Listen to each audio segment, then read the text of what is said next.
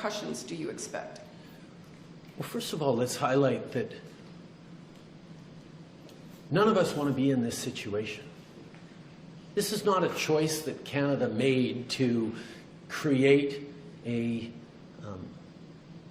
chill in Canada-India relations. India is an important democracy, is a country with which we have deep historical people-to-people business ties at a time where the instability around geopolitics mean democracies have to stick together.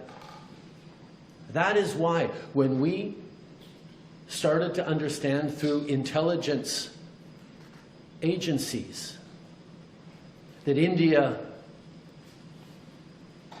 was possibly, if not probably, behind Nijjar's killing, the killing of a Canadian on Canadian soil last summer, our first choice, our first actions were to reach out, yes, to our Five Eyes partners, but also to the government of India, to say, we know this has happened.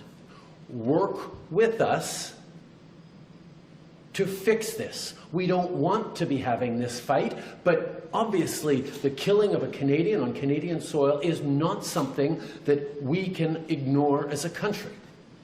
So every step of the way, we have apprised India of what we know. I've spoken directly with Prime Minister Modi. We have engaged with intelligence counterparts. And unfortunately, every step of the way, both after I made the statement in the House of Commons last September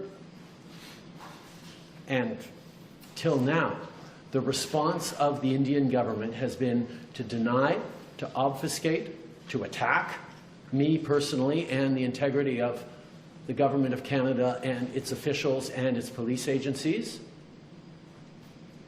And we have simply said, we're going to allow our agencies to do the work, particularly to move from intelligence collection from agencies to police investigations that result in arrests, trials, and consequences within a rigorous and robust and independent judicial system. That has been our approach every step of the way. And indeed, over this past week, when the RCMP reached out to its law enforcement counterparts in India, there was a path where we could have worked together to ensure accountability and changes and steps that would have resulted in keeping Canadians safe, because that is our top priority. India, the Indian government, rejected those advances, rejected our attempts to find some way through this.